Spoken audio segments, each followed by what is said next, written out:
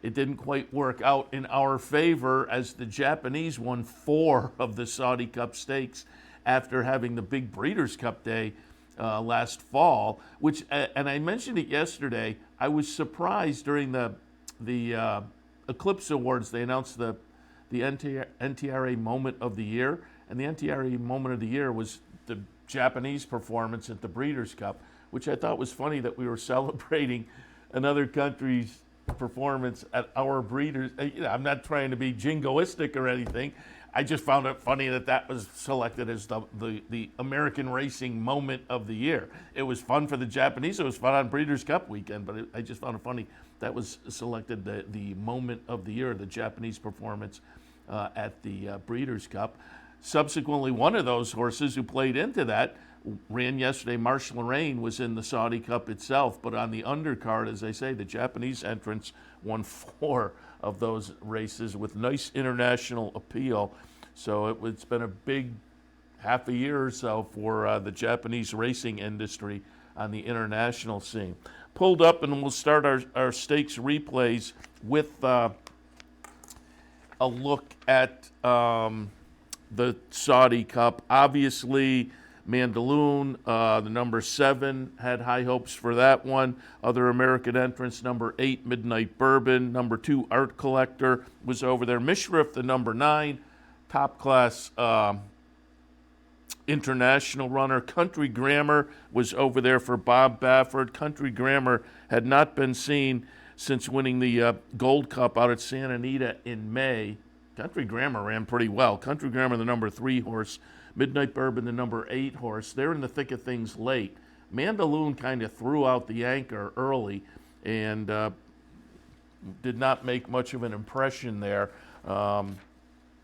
See him coming down the stretch here. But it does wind up being, with a big late run, number 4, Emblem Road, getting it done at a monster price. And you can see the 2 American horses right there on the inside. Emblem Road runs them down late. Emblem Road, based over there in Saudi Arabia, but is a Kentucky bred by Quality Road.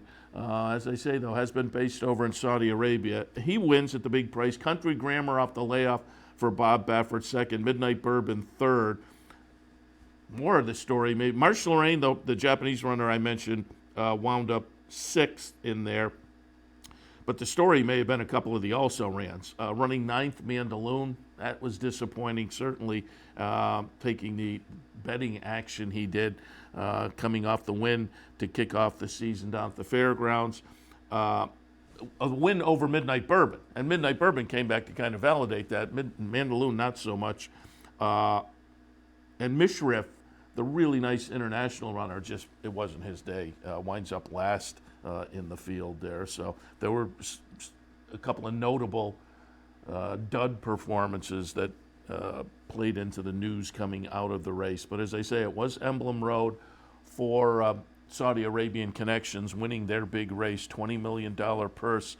But it was also kind of fun. Right after the race, I went to the computer to look it up. Ridden by Wigberto Ramos, Wiggy Ramos, and if you've been around as long as I have, it's Wiggy Ramos. It used to be a race here, right? And sure enough, looking it up, Wiggy Ramos, 53 years old. And I looked up some of his stats. Won the Florida Derby in 1993 with Bull and the Heather. Subsequently, I want to say from what I read yesterday, he wound up, he was riding over here for some Saudi Arabian connected horses. Somebody asked him to go over and ride briefly. He came back, but then in 1998, he had a connection, and he's been over there riding in Saudi Arabia since the late 90s. So he's been over there, a couple of decades. He's been the champion jockey over there a few times. And at 53 years old, he sweeps by the field and upsets yesterday's Saudi Cup, picking up the better portion of the $20 million purse. So, again, congratulations to Wiggy Ramos on making an unusual but a successful for him career move over the past couple of decades. Let's move over to Aqueduct yesterday, and Aqueduct and Gulfstream had a couple of horses making their seasonal debut. Well, I'd say that actually seasonal stakes debut for Green Light Go. Latruska, who we'll watch later, it was her seasonal debut. But Green Light Go for Jimmy Jerkins. Up here, we may remember this one. Started the career with a nice win at Belmont, and then came off the maiden victory as a 2-year-old and won the Saratoga Special. Second to Tiz the Law in the Champagne. That was back in 2019. So Green Light Go, a nice run for Stronach and Jimmy Jerkins early in the career. There was a portion last year, the horse was running for Jerry Hollendorfer at Oaklawn and Monmouth. Came back into the barn at Jimmy Jerkins, and he did have a start. Ended last year running a really close-up second in the fall high weight, but he started this year on January 13th, winning an optional claimer, which seems like maybe a good confidence builder because he got a 101 buyer. So fires a nice triple-digit buyer on January 13th, and then got entered into the Stymie yesterday, and we'll watch the stretch run. Green Light Go. Jimmy Jerkins said it afterwards, it wasn't necessarily that strong of a field. I thought it was a salty field, but yeah, I don't know if you would label this as a super strong bunch, but Green Light Go, the number 1 horse, gets it done. Chart margin over 3 lengths is the short price 55 cent to $1 favorite. So you got $3.10 for this victory. And again, you see horses maybe making up a little bit of ground, but really no threat here to Green Light Go. I have not seen a number on this race yet, but I mentioned it yesterday, and in subsequent comments after the race, Jimmy Jerkins said the same thing. Coming out of this, it did seem logical. They would take a look at the Grade 1 Carter, and Jimmy Jerkins yesterday after the race said exactly that. So kind of surmised that would be a logical spot coming out of this. And we'll see. It does seem like now, with what we've seen, that close-up second in the fall highway to end last year, now kicking off the 5-year-old season with the optional claiming win in January, the nice Stymie win yesterday. Green Light Go will be an interesting kind of fun player on the New York older division scene. And we'll see, throughout the career, the horse has pretty much been at a mile or shorter. There were a couple of mile and a 16th races at Oaklawn last year, and he won one of those. So I don't think stretching out is out of the question, particularly if you're talking one turn down at Belmont. But we'll see what the game plan will be. The 7-furlong Carter, again, you got a Grade 1, and it's clearly distance-wise right in the wheelhouse. That makes sense next up, but we'll see what the rest of the season might hold for a Green Light Go. But so far, knock wood. Always fun to root for Jimmy Jerkins. Looks like they have as I say, a nice player for New York older division stakes action this year, and I would expect we would see Green Light Go if things continue, potentially up at Saratoga this summer, stepping into some stakes company. Mentioned it a few minutes ago, but also, and this was literally the seasonal debut down at Gulfstream for Latruska. She was in the Royal Delta, and this was a relatively weak field. Crazy Beautiful last year as a 3-year-old filly had shown some promise, and so Crazy Beautiful, a legit stakes quality runner, but otherwise it looked like Latruska probably had this bunch over a barrel, and that's the way it worked out. In yesterday's Royal Delta Grade 3 event, $150,000 up for grabs, mile and a 16th. Latruska took him start to finish, and you see her on the front end, and it's just, paid workout time for her.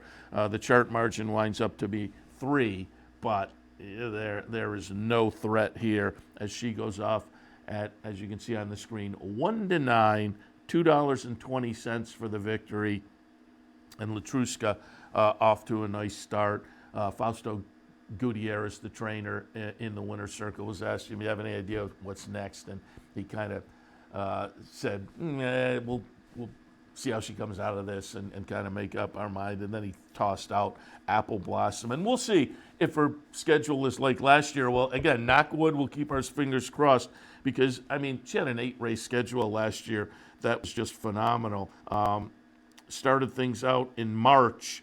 Well, she started things out in January in a stakes race at Sam Houston.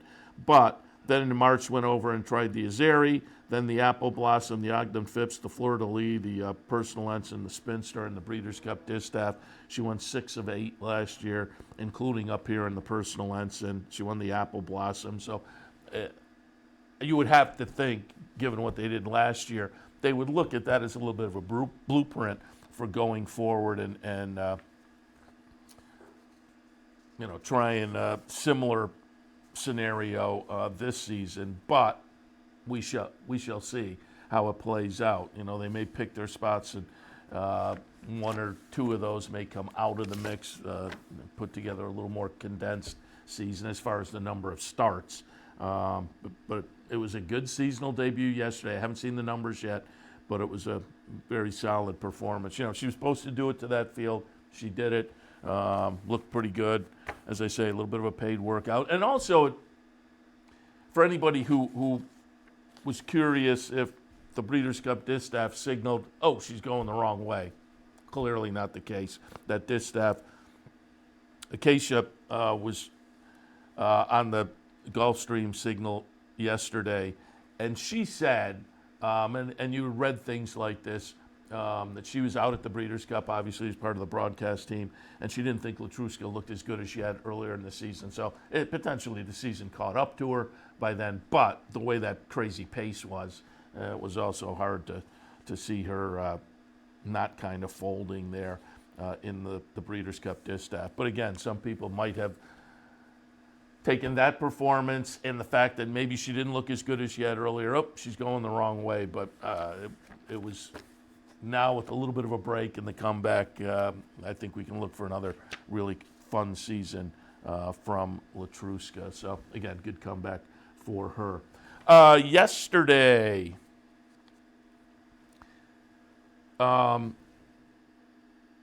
Rainbow Six carryover. And they said they expected $6 million. That's the press release that came out from Gulfstream Park. Ed Brunetto on the Handicappers Report yesterday. He was saying wouldn't surprise him to see 8 to 10. I'm always a bad judge. And then I said this yesterday. You get your 10 minutes from post, and there's $1.5 million in the pool. And I say, see, they aren't going to put that much money in. And then you get about 2 minutes to post, and it just starts shooting up. And that's what, there was one point yesterday where I was on the air watching, and it was about $4.5 million. And I was doing a little handicapping, and I looked up. It couldn't have been 30 seconds later, and it was $5.5 million. So it's like a half a minute. It went up $1 million, and they eventually put $7.5 million in the pool yesterday. And if you played the rainbow, I hope you hit it. It was a very hittable sequence. I put a little ticket together on Twitter, and unfortunately, I think I missed one leg. I might have missed 2 legs with a photo.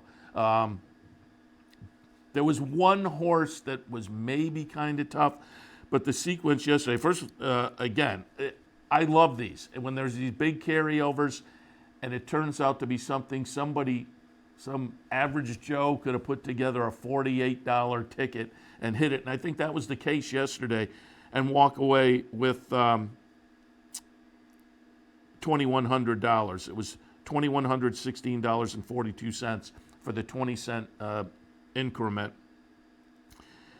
And as I say, it was a very hittable sequence. It started out with a $5.60 horse who was the favorite. Then there was a $9 horse that was the second favorite. Then there was the tough horse. There was a $22 horse that was the 5th longest price in a field of 10.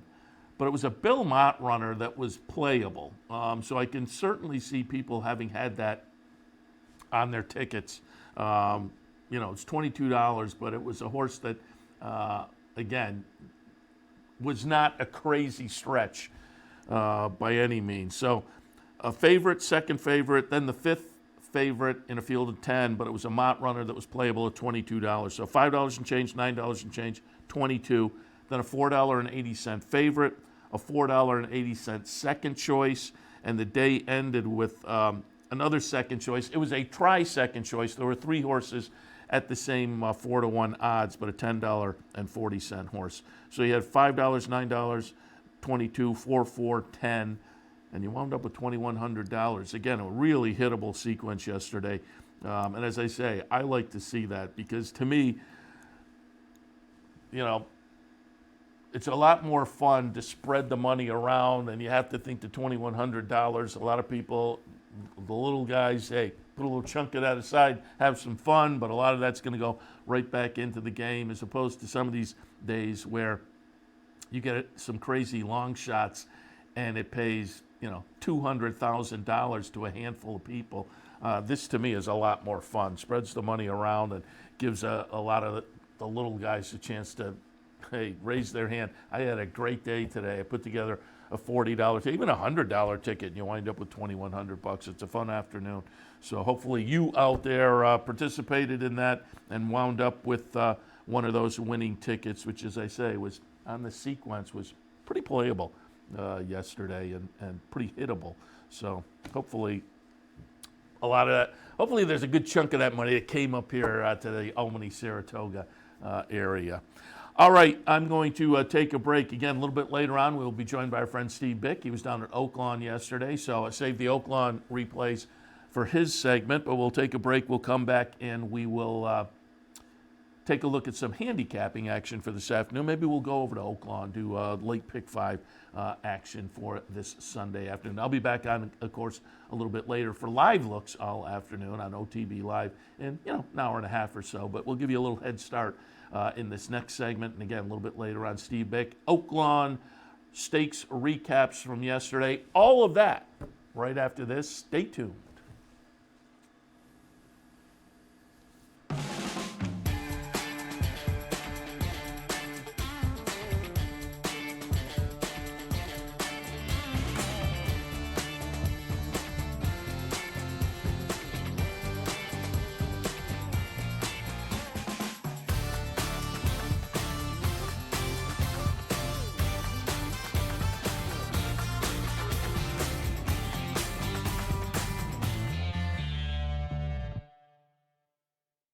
Where's the best place to find your favorite teams, your favorite food, daily drink specials, and wagering on live horse racing? Legends Field Sports Bar, 711 Central Avenue, Albany. Get your game on day or night with 75 flat-screen TVs, tournament-style pool tables, a private banquet room, and live horse racing. So if someone asks you, where's the best sports bar in the capital region? Tell them Legends Field Sports Bar, inside the Clubhouse Racebook, 711 Central Avenue, Albany.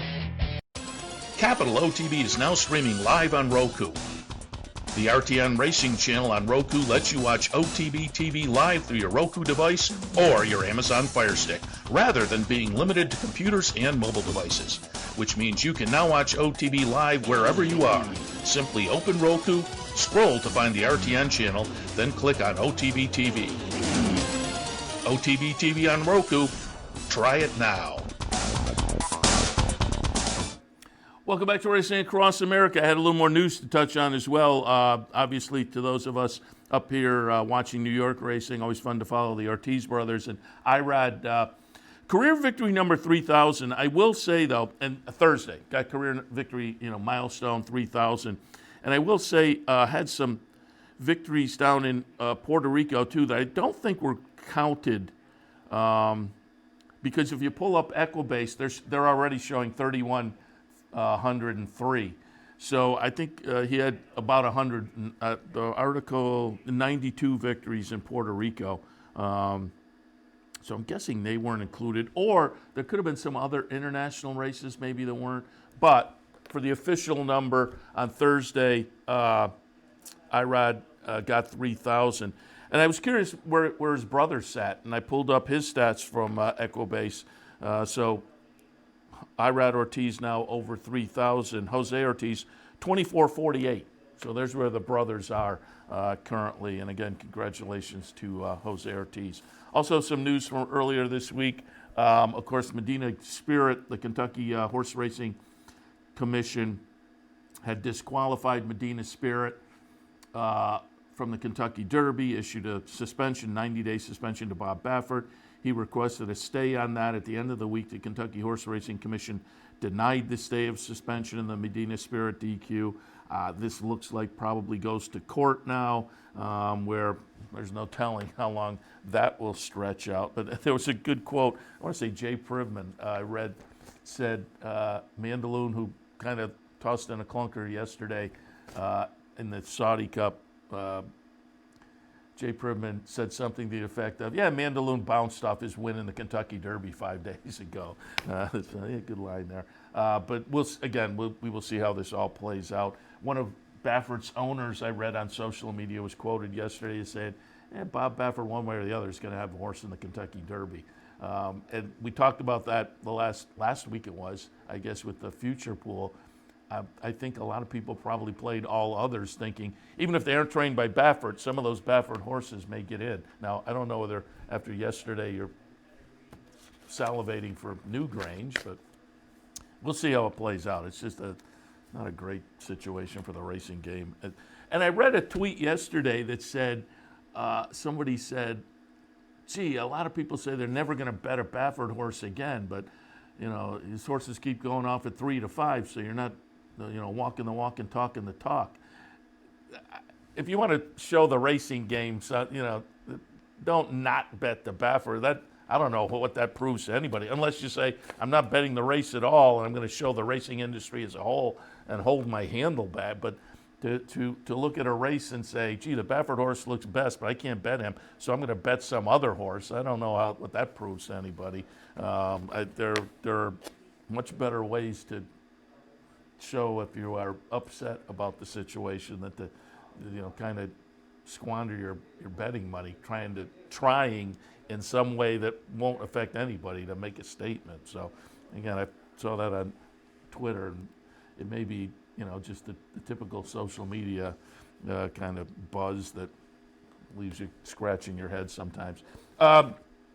Speaking of Derby Trail, do want to alert you out at Sunland Park this afternoon. There is a 3-year-old race, the Mind That Derby, which will play into the Sunland Derby, you would have to think, coming down the road. But $100,000 up for grabs for 3-year-olds going 1 1/16 out at Sunland. And Classic Moment is in here for Steve Asmussen. American Experiment also in for Steve Asmussen, and that's why I bring it up. They are 9-2 and 4-1 on the morning line. I'll be really interested to see if that holds up. Asmussen shipping in a couple of horses like that. Classic Moment broke the maiden at Churchill last November, 4th in the Springboard Mile, 6th in the Southwest, but I think is going to be a square fit with this group. And American Experiment broke the maiden up at Saratoga early in the meet last summer, then went out to Del Mar, tried the Del Mar Futurity, and ran 3rd behind Pinehurst, who ran well yesterday. And the 3-year-old debut was the middle of January and ran 2nd. So American Experiment is also going to be interesting. So again, going off our time at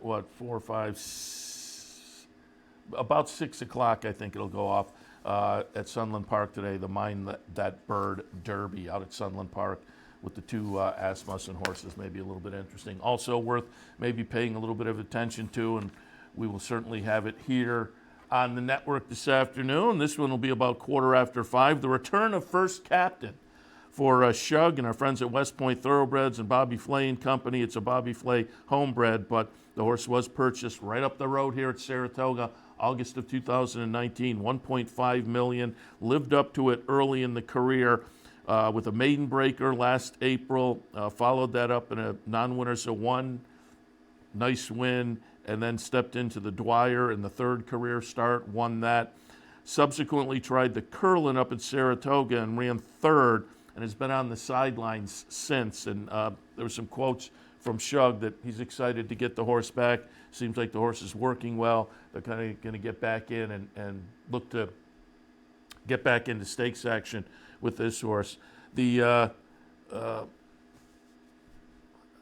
was going to say Starcross. That's the wrong word. But the horse that had shown talent early in the career, and as we've kind of gotten later in the career, hasn't quite lived up to that. But Dennis's Moment is in here. Doc Amster, who is a hard knocker, could be a little bit interesting as well. But again, the 10th race this afternoon at Gulfstream Park. The return of First Captain. 3 wins and 4 career starts. Career start number 5, and kicking off the 4-year-old season. All right, as noted earlier, we'll take a little look at the Pick 5 at Oaklawn today. Obviously, I haven't looked at scratches, and I'm not recommending a ticket here. I'm just kind of going over the sequence and give some thoughts if maybe a little bit later today you want to take a look at that sequence, either the pick 5 or maybe that late pick 4, which will be encompassed in this group. But the late pick 5 today at Oaklawn. 5th race will kick it off. 10,000 non-winners to 2 lifetime, 8.5 furlongs. 3 in the 5th at Oaklawn, 3:10, 9, and 6. Graves Mill Road. And if you look at the PPs here, they're doing something. It's kind of interesting.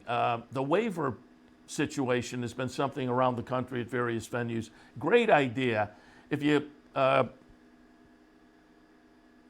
take a horse to the sidelines, a claiming horse, and you're on the sidelines for, I think probably most places it's about 6 months, and you come back at the same level, you can run for a waiver. So in other words, you're not in for the claiming price.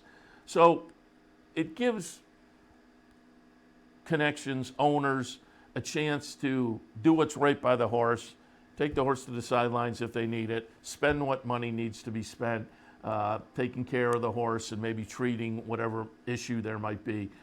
And then you come back and now you put some money in the horse. And the horse is, let's say, a $10,000 claimer. Well, you don't want to have put the money in the horse and then run for $10,000 and have somebody take it away when the horse might have needed a race. And so you're out there just trying to build up some fitness and somebody comes in and takes the horse away from you. You also don't want to put the horse in where it doesn't belong, at a $20,000 or a $30,000 claimer, because you're just kind of knocking heads there and may discourage the horse, really. There's a situation either way where it's not enviable. So with this waiver system, now the horse can come back at the right level, get a race if they need it, win if that's what they're ready to do.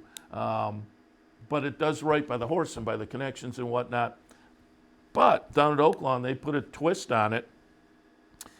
If you don't win that first race back, you can now stay in for the waiver in the second start back. And this horse, if you're looking at the PP's Graves Mill Road, has come off a couple of second-place finishes, and they were both for the waiver. Now comes back for the tag, but off the 2 second-place finishes, third start back. Graves Mill Road looks logical. Loch Jarman in the second spot. 20-1 on the morning line, but it's a Robertina Diodoro horse. Didn't claim this one, but it's first time in the barn of Diodoro. Did toss in a real clunker last time against Similar. It was off a little bit of a layoff. I'll hope that one puts some fitness in. They had the blinkers today, moves to Diodoro. Again, big price, and I think off the last effort, we may hold that. People may see the move to the Diodoro barn and gravitate a little bit, but I think off the last race, we will still get some value. But I thought the horse could be interesting. Southern Rags in the third spot.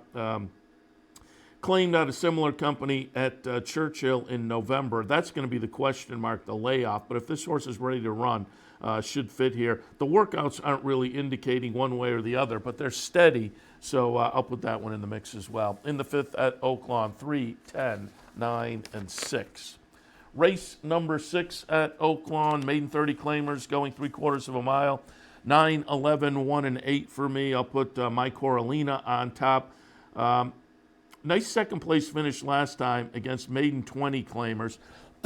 So moves up a little bit, but just looking at the rest of this field, this horse looks like it's going to be a snug fit. The last race was a lifetime best buyer figure. May indicate this horse is, kind of hitting good form right now. And I think a trainer who is good off the claim can hold that form or maybe improve it. So My Coralina on top. Keno in the second spot.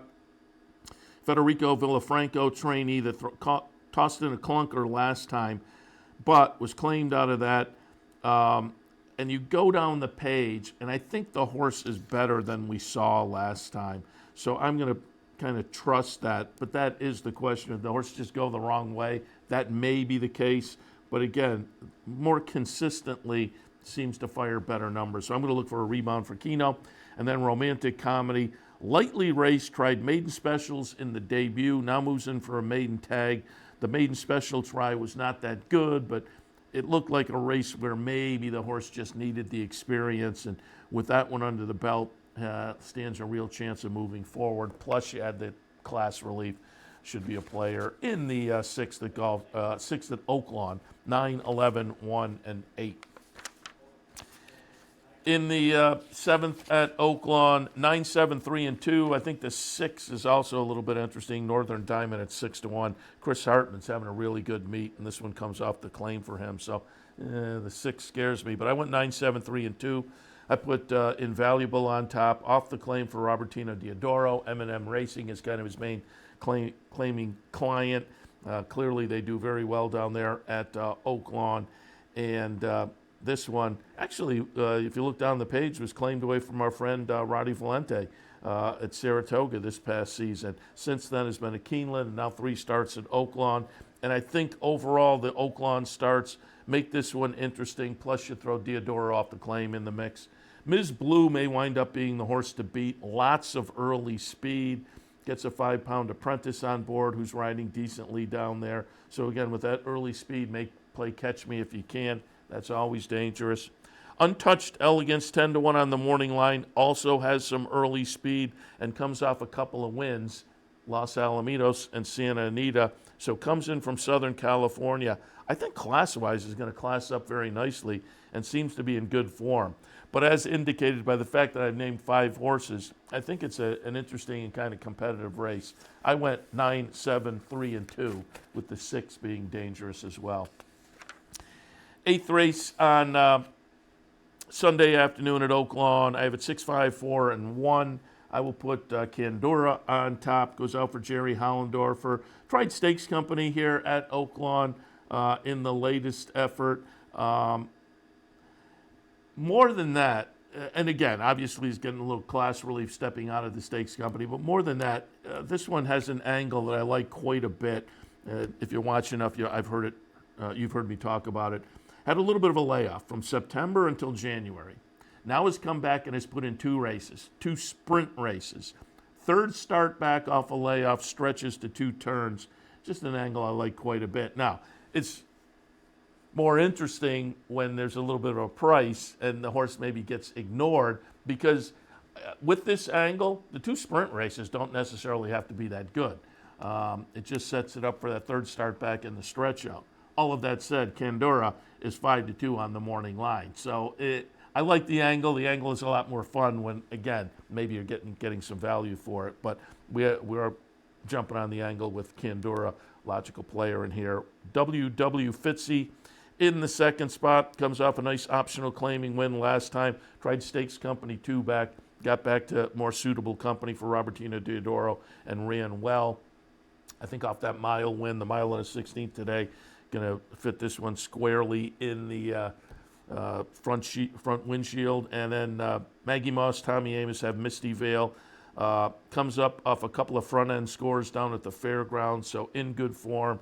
Looks like the speed of the race. And there are a couple other horses that maybe can go out there and challenge. Misty Vale looks like the speed of the speed. We get to the backstretch, and this one's loping along easily. Misty Vale might be tough to reel in. Race number 8 at Oaklawn, 6, 5, 4, and 1. And we wrap it up at Oaklawn at just a little after 6 o'clock our time. The finale today at Oaklawn, Arkansas bred maiden specials. And I say it all the time, these Arkansas bred races tend to be a puzzle, but I have it 1, 8, 3, and 11. Wayland Springs on top. 3 career starts all this season at Oaklawn. Boy, the start 2 back really stands out and kind of stands out in this bunch. But that start 2 back is bookended by 2 that are okay, but just match up evenly with this bunch. So what will we get today? Today, this is more the kind of the validation of where this horse is. Do we get another pop up to a really nice number, or do we kind of show that those mid-50 buyers are where this horse typically wants to land? I kind of hope that maybe we're on a little bit of a good, bad. We'll bounce back to a nice spot. The horse gets Lasix today. I'll put Wayland Springs on top. Kilgore in the 2nd spot. Also 3 starts so far. This one, 2 nice starts at the beginning of the career before throwing in a number last time that was a little bit light. But it was a second place finish, so I think this horse is eligible to be in the mix with these. And Top F Road Rules. Also, last time, number went south a little bit, but that was the second start back. Who knows? Maybe there was a little bit of a bounce. We'll look for this one to rebound to a better number for Danny Pite's blinkers on today. I think can be a solid player in here. In the ninth and final at Oaklawn, 1, 8, 3, and 11. All right, that gives you some ideas anyway for Oaklawn for Saturday afternoon. Again, we'll be back live a little bit later on to take a look at that and more racing on a Sunday afternoon live, but gives you a little bit of a head start. Not a head start, but a recap. We were previewing, now we'll review, taking a look at some of the stakes action yesterday at Oaklawn and just get a feel for Oaklawn overall from our friend Steve Bick. He will join us after this break live from Arkansas. Stay tuned.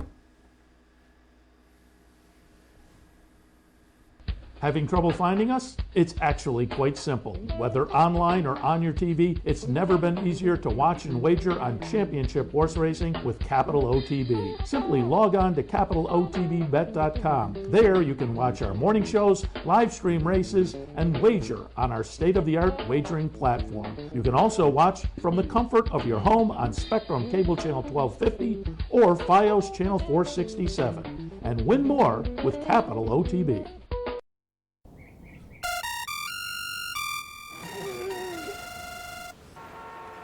Come on. I want sales reports on my desk by Monday. Whoops. My bad. Love racing? RTN brings you every live simulcast on your home television, plus live video streaming and race replays on your PC and mobile devices. To order, visit rtn.tv. RTN, a breed apart. Birdstone is an outside front. They're coming down to the finish. Can Smarty Jones hold on? Here comes. In a glossary way, and because it's a New York bred, okay, but the story is the filly. Oh yeah, and of course Here comes High Chaparral. High Chaparral, the defending champ, to take it to Bob Bob. These two arch rivals head to head with Joe Hart bearing down on them. It's going to be a three-horse photo finish in the turn. Here's the wire. Photo finish.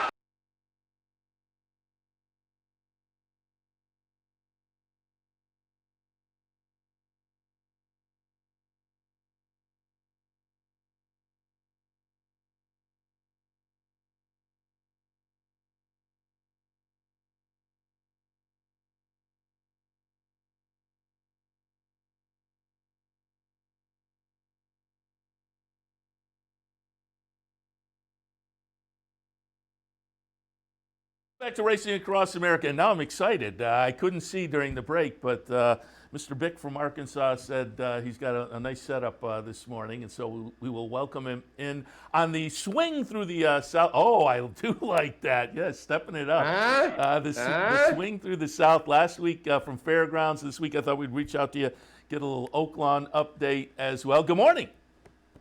Good morning. You can, on consecutive Sundays, you and my ever loving Derby Barbie back home. Wifey is home. Hi, Tina. I'm still your husband. I have fought off any possible intrusions. Love you lots. I'll see you in March. Consecutive Sundays from New Orleans, Hot Springs. You can talk to me next Sunday from Hallandale Beach, Florida, after the Fountain of Youth. And then the following Sunday after the Tampa Bay Derby. So we're on this big swing, and it's going good. Kind of a nasty few days here with ice, and you wouldn't know you were. I pulled up a picture from your Twitter, and I think it's you and Hammer. And I had Hammer on yesterday, but you're both sitting there in parkas. It was so cold here. I mean, there you go. Bone chilling. And I give Hammer credit because he said to me, you need a couple more layers. And he gave me that that was sort of a insulated golf sweatshirt. And that helped because they've got that crazy indoor paddock like you see at Pimlico and Laurel. And so they open a garage door, and the interior, for those that have been or haven't been to Oaklawn, that paddock is basically central in the clubhouse, the grandstand. And so it's whatever temperature it is outside comes whistling in. And I mean, it was in the 20s and not just cold, but like windy cold and biting through you. I don't know how those exercise riders and everybody, I don't know how they did it. I mean, New Orleans there were some chilly mornings, but this has been, I mean, miserable. It's going to go into the 70s this week, so I think maybe it's over. But they did a great job with the racetrack. The racetrack could have frozen any of those nights, but they managed to train every day, so nobody missed any more training. And certainly the fans and the horse players and the stakeholders that come pouring into Hot Springs, it wasn't bothering them. There was another nice Saturday crowd on hand here yesterday, and made for the always festive atmosphere at Oaklawn. It's a special place. It really is the Saratoga of Mid-America. Yeah, and I said that the Hammer yesterday, Rick Hammerly, for folks who didn't watch yesterday, racing coordinator down there, we had him on yesterday. And I have a sister who lives up in Fayetteville, and they were fighting ice the last few days too. She lives way out in the country, and they were kind of trapped because they have to drive over a dirt road, and it was all icy up there. A little further south is Hot Springs, but they were experiencing very similar weather. But talking with Hammerly yesterday, he said you guys went out to dinner at the casino, and that was rocking a couple nights ago. When I was out there, they had the slot machines, the historical racing machines, but the full-blown casino wasn't there. But that sounds like that has become a real destination. But yeah, reading the follow-up articles this morning, they were estimating 31,000 people there yesterday. It really is Saratoga of the South. That number must be based off of estimates and basically taking what the on-track handle was and dividing it by a multiple, because 31,000 is a little bit of that's a kind of an overly optimistic number. It is Saratoga of the South. But I have been here for Arkansas Derby days when it was beautiful. You can't have that kind of a crowd in that building. Yeah. You can have that kind of crowd when the infield is open. They're going to try to open the infield next week. They were hopeful of having it open yesterday, but it was too wet and nobody would have been able to be out there for the day. I don't know how the TVG crew that they had a tent in the infield where they do their broadcast from. Even with lights and heaters, it had to be uncomfortable. So anyway, they get that kind of crowd, but you need the infield for that. But as you say, maybe divided by the handle. The handle yesterday was big too, 15.6 million. Great day of racing. I love the Oaklawn racing, and it just shows other people do too. And with the purses they're putting out there, nice fields and a lot of fun. Wanted to touch on one more thing I pulled up with from your Twitter feed. You had a picture of jockey agent Joe Santos, and I think it was just this past summer. There was a Saratoga special, kind of a season-ending party downtown, and he was there. I kind of talked to him for a while. Fun kid. He's a character. I want to say he has tattoos of the jockeys that he works for, and their season total. He had like a crazy series of tattoos that reflected on his jockeys. But as they say, he's kind of a character. I didn't listen to the interview, but I have to pull it up. Really had been looking forward to this, and it was a bit of an overdue privilege to get him on. What he has done is really quite clever. And for those that aren't familiar with this is Jose Santos' son, who's 27 years old. And with the change in protocols in racing offices in terms of how they're drawing the races, Santos understood that he could represent jocks at multiple venues. This has sort of been attempted a couple of times unsuccessfully, but he has been able to implement it. And he's handling, I think right now, 7 or maybe even an 8th rider. And that includes guys that are riding at Sam Houston, that are riding at Fairgrounds, that are riding at Oaklawn. And as the season progresses, he'll transition, into Indiana and into Churchill and so forth. Very clever. He's incredibly hardworking. He's on top of all of it. And I give him a tremendous amount of credit. He's out there promoting his riders. He's in contact with them on a regular basis. Daily. He explained how he does it. So a lot of credit to Jose Santos Jr. For what he's been able to accomplish, and the fact that I've been at two of the venues that he's handling jocks. Renee Diaz, who is a bug that is making a splash at fairgrounds. Tom Amos tells me he loves the kid and thinks very highly of him. So. Jose Santos Jr., you can follow him on Twitter, Joe Santos 33. Well worth admiring what he's done at such a young age. And I kidded him, and I put that picture up on the listing for the show on Friday. I pulled out that famous, not this one, the other picture of him with Jose up on the dais, up on the cupola at Churchill Downs after Funnyside won the Derby. That's the picture of Jose Santos Jr. that I recall the most. And then later on, there's a famous picture of him in a tuxedo at that year's Eclipse Awards as well. So yeah, very nice. And we had a really fun conversation that people really responded to. I got a lot of response, people saying how refreshing he was and just applauding his upbeat personality and his approach to the game. Yeah, as I say, I haven't listened to it yet, but looking forward to it. And I had a fun conversation with him, like I say, last summer at the Saratoga Special event they had at the end of the season. And he seems like a character and a fun guy. And yeah, it's certainly worth touting as a guy, an up-and-comer in the industry. All right, let's jump into it. We were talking before we went on the air. I think we were both impressed with the Honeybee performance. Grade 3 event, 300,000. And as I say, talked to Hammerly yesterday, and he mentioned, and it was worth mentioning with D. Wayne Lucas, you look on the PPs, and there is that Triple Crown nomination signal there. And after the race, it sounded like Wayne Lucas, maybe that would be a thought we will see going forward. But boy, she was so impressive in the Martha Washington, Secret Oath, the Wayne Lucas horse. Yesterday, she goes off at 30 cents to the dollar. She's the number 3 horse. You can see here as they come out of the gate and go into the first turn, didn't get out fabulously here, so has to work a little bit. But as they come down the stretch, you will see she validates what we saw in the Martha Washington.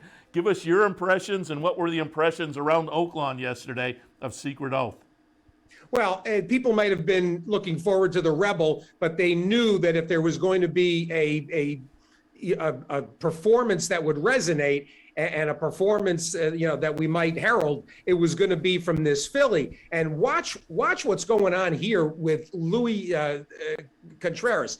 He is in a bit of a, for a couple of strides, you wonder, what is he going to do here and how is he going to extricate the filly? And it doesn't take, but a couple more jumps for her to just basically thread the needle and blow. Look at him here. You think to yourself, how's she going to get through here? He's throttling her back. And I thought for a beat or two, I thought, yeesh. What's he going to do? And when she gets the opening, she just zips right through. She jumps a path from the 2-path, down inside and accelerates around the turn, which is not easy. And then just powers away from, what was let's be honest, a modest group of competition that Ugiri, there was some thought that Ugiri, making her 3-year-old debut, she could come forward, and she ran okay. And the right price was John Ortiz's John Ed Anthony horse, that Ice Orchid, who ran, again, okay. What was most notable was when the time went up, the 144 and 3, you basically you imprinted that in your mind and you said, okay, let's see what the boys do. And we'll talk about it in a minute. But it was pretty obvious here that not just visually and in stopping the clock, but in terms of impressing, by doing something with a little bit of a hiccup involved, that she only further enhanced, her reputation and the expectations going forward. On the show this week, we did speculate a little bit that if she won this race, she got her points for the Oaks, Kentucky Oaks, that would be plenty. And she could then consider, depending on the level of effort and how impressive it was and where the competition looked, that she could be considered for the Arkansas Derby, which then could potentially give her a choice of running either in the Oaks or the Derby. I don't see how Bryland Farms and how Dwayne Lucas, I don't see how they resist that. We'll talk about the Rebel, which was just a disaster for the 3-year-old boys scene. She's the star. And frankly, she's one of the best 3-year-olds of any sex running in the country right now. There's another part of this that is achingly sad, and that's Arrogate. I mean, here's Arrogate's, first really big star with his first set of 3-year-olds. And the fact that he's gone so early on, and that he's not going to get a chance at a full career as a stallion, if he was going to get horses like this, and from what I understand around the barn, she is just a dream to be around. Apparently, easy keeper and a sweet filly, one that is eager to please. There's just everything to like about this. And, Dwayne Lucas, he's got his detractors, but having Dwayne involved makes for an interesting sidebar and an interesting element. So there's nothing but positives associated. A 92 buyer, basically cruising down the stretch. Secret Oath, pretty darn exciting. And she was absolutely the story. The picture you see in front of and behind me, I took that picture down the stretch. What you see in the background, that's the Hot Springs National Park mountain tower that you can see for miles and miles around. And I thought that she was the story yesterday at Hot Springs. Yeah, and when we talked to Hammerly yesterday, he kind of led into the race and said, some people think the best 3-year-old of either sex tomorrow is going to be Secret Oath, and that seems to be the way it played out. I listened to Nancy Holthus talk to Wayne Lucas afterwards in the Winner's Circle interview, and she said, Arkansas Derby, and he said, you have to have the best, you have to really, he invoked the name of Winning Colors, which I thought was interesting, but he said, you have to think you have the best horse of the crop, and so he said, I'm going to wait and see what happens in the Rebel this afternoon, make decisions from there. Well, given what happened in the Rebel, it'll be fun to see if she does turn up in the Arkansas Derby, no question about it. And one way or the other, just to have Wayne Lucas show up on Derby weekend with a contender, Oaks or Derby, I think is going to be a fun side story. Well, I mean, right now they're going to have, I think next week is the Oaks pool. And I mean, she'll be 3 to 5 in the Oaks pool, 4 to 5. But then there is the speculation. It's kind of funny. A friend of mine from LA texted me. He said, "I'm visiting my mom in Vegas, and do you have any Derby sleepers, perhaps, to put a future wager on in Vegas?" And at first I said no. This was like on Wednesday. And then on Thursday, when I sat down and was handicapping the weekend, I texted him back. I said, "Vince," I said, "I'll give you an on-ball Derby hopeful." I said, "If you want to take a crazy future wager, make it on this Secret Oath before she runs, because that scenario made perfect sense. Get your 50 points for the Oaks and then go get the Arkansas Derby. And all she'd have to do, the way things are shaping up, all she's going to have to do is be first or second in the Arkansas Derby, and she would have the choice." So, and you saw how rateable she is. I mean, I don't like using the push button moniker, but she really feels nimble and tactical. She's not a big filly, so she's not one of these horses that if you interrupt her stride, she's gonna, it's gonna take a 16th of a mile to get her back engaged. She's light on her feet, and she's tractable. There is just nothing but positives right now with this filly. So, especially considering what happened, 3 hours later. And let's go into that. We have a few minutes left on the show, so let's get some thoughts on the Rebel. And, the notable story here, I guess, is just it's fun. The one-eyed horse, and it's a New York bred, and they took a shot shipping down after running second in the Withers last time. Had only one win on the resume, the Maiden Breaker at Delta Downs last November. But again, second in the Withers behind early voting in the previous start. And then Un Ojo gets it done 75-1. Ethereal Road 15-1 second. Number 9 Barber Road runs third, and Kavad runs fourth.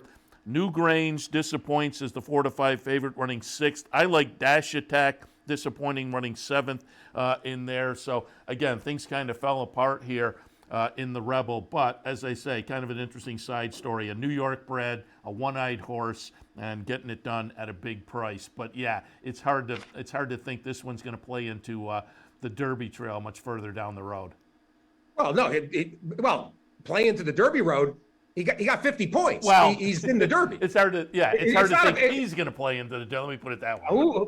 Listen, who knows? This is a Leoban that Mike Moreno and Eric Guillot bred, Southern Equine. One of the incredibly weird scenarios out of this, and watch Un Ojo down on the inside there, the 4. This is a horse that got a great ride from Ramon Vasquez. While you're watching, by the way, watch how clever Ray Lou Gutierrez is in here with Barber Road, because Barber Road is in behind. Now watch Barber Road. Look right there, cut down to the rail. Ramon, he followed Ramon Vasquez. Ray Lou immediately understood that the footing was a little better inside, and he cut in there. I thought that was a great move. And here comes Barber Road, who's just going to miss second because of Ethereal Road holding on at the wire. Un Ojo is an interesting case. And when you go back and you try to say to yourself, what did you miss? It's not a question of really what you missed about this horse. Although, if you do go back, take a look at his 2-turn races versus his 1-turn races. The Withers and the Jean Lafitte. Those 2 races are his 2 best races figure-wise. And Mike Moreno, apparently, the decision to come here and not stay at home at Belmont under Tony Dutrow, the idea was, let's go for 2 turns. Moreno insisted on that. And Ricky Corville, who had him in Louisiana, Ricky didn't even come. He didn't even show up. It's kind of funny. But the whole idea here was to come to this race because it was 2 turns. And that, that's a very clever maneuver by Moreno. So Un Ojo, kind of a cool story. Everybody loves a one-eyed horse. That's like, they can't. How many one? We've got one every couple of years, right? We had Pollard's Vision, and then we had, what was the other one that we had just a couple of years ago? Pollard's Vision was the one I remember, but there was another one. You're right, and it also had that the I in the name, I think. Yeah, as does Un Ojo. Yeah. So, listen, this is a great win. Happy for Ramon Vasquez. Delighted for Ricky Corville, who gets his first graded stake win as a trainer. Does a good job in Louisiana mostly. Ashley Broussard, who's actually sidelined right now, got badly hurt. Had her leg really mangled in a spill at Delta. She is on the sideline, so lifts her spirits, I'm sure. But 84 buyer, nobody that you were expecting to take a step forward did so. Barber Road ran another competitive race, and I think he's going to keep hanging around. Obviously, Lucas will go forward with Ethereal Road, and why not? Kvad, I think, needs a turn back. This is a horse who's run 2 strong races on the lead, but he's a 1-turn horse. I think you'll start to see him angle toward the Pate Mile. Chasing Time disappointed. No excuses there. The Asmussen horses here at Arkansas have been just bluff. Yeah. He's run at least three in each of the preps. The Smarty Jones, the Southwest, and now this, and he's got nothing to show for it. And then Newgrange, who I didn't understand the 3-5, the 4-5. Those horses came home very slowly in the Southwest. I thought you needed to look for a fresh face. I tried Chasing Time, but this is a group that that, the ones that are on the path here, they're just okay. Nothing special. So it'll be interesting to see who shows up for the big money Arkansas Derby at 100 points in 4 weeks. Yeah, and I took a little shot with Dash Attack. I was disappointed there as well, but like you, I took a shot against Newgrange. And I mentioned it earlier, and you talked about the Asmussen horses at Oaklawn so far. 6th place finish in the Southwest Classic Moment. He's going this afternoon in the Mind That Bird Derby out at Sunland as his American Experiment off an optional claiming second at Oaklawn for Asmussen. And they're sitting at 9-2 and 4-1 on the morning line. I don't think you're going to get close to that on the Asmussen horses out there. But Steve, appreciate the visit. Update us, radio show back up and running. What's going to be the game plan this coming week for the radio show?